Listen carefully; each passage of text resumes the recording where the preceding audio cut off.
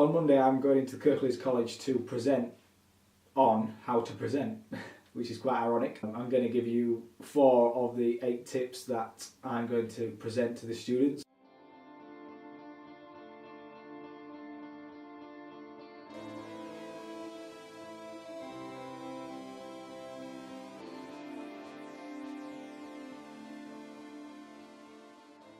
I'm going in there to help the students, bring them some insight into what makes a good presentation, or give them some sort of tips to sort of allow them to create something that's going to be useful to them, because those students that I'm going to speak to have got to pitch their business ideas to investors and potential mentors to try and create and start to really build on the businesses that they're currently in the idea phase of.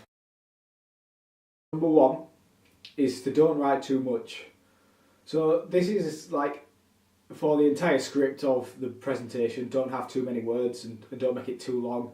You want to make sure that you get to the point and it's clear and it's concise and you're not waffling and filling the gaps with useless information. And also this works on the presentation side as well. If you have got a PowerPoint, don't put loads of words on that PowerPoint. Just keep it short and sweet. Maybe just use some images or just have a big title and then allow that just to prompt you to remember what you're going to speak about.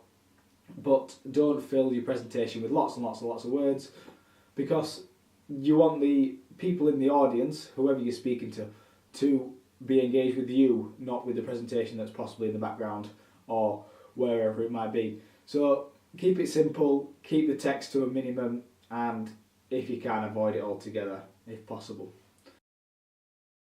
Number 2 is speak to the audience. So not only does this mean speak directly to the audience like I'm doing to you guys now, speaking to the camera, which is then engaging with you guys, but also with the presentation as well. So you might have a different presentation for an older generation or for someone that you're not pitching to, but if you're pitching to someone, you might need a presentation that is aimed more down the finance side. They might want to know figures, facts, growth strategies, things like that.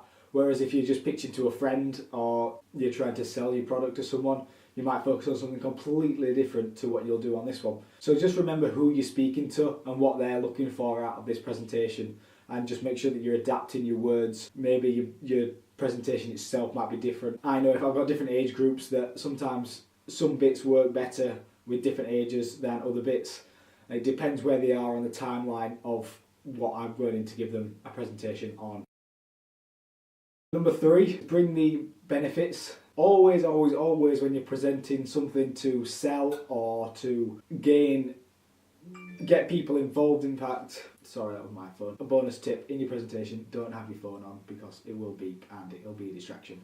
So let's get back to it. So bring the benefits, sell the idea, tell them what your product or service is going to do that's going to benefit or help other people. Don't just say, oh, this is my idea, it's great. I can do it for X amount of pounds and I will find so many customers.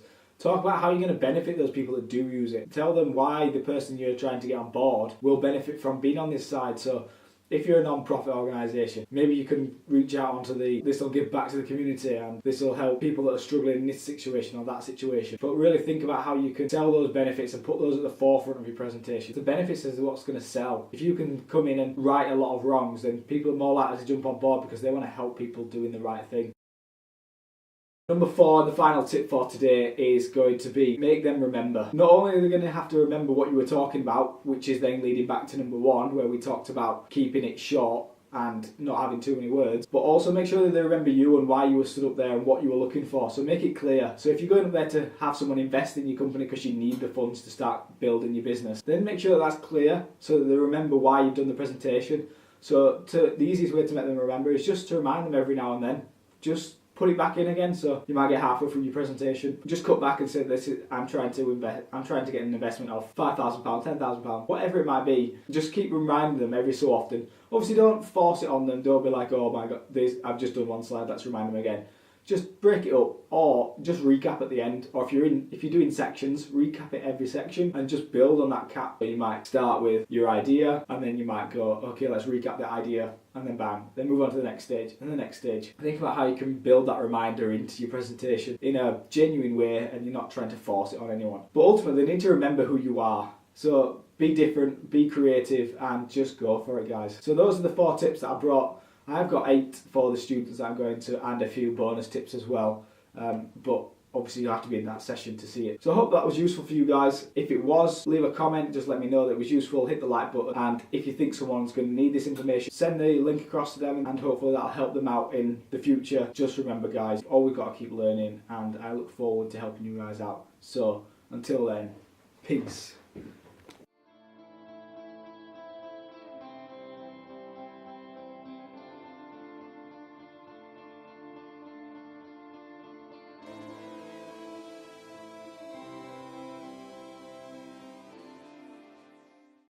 So the presentation I've got on, let's start again actually.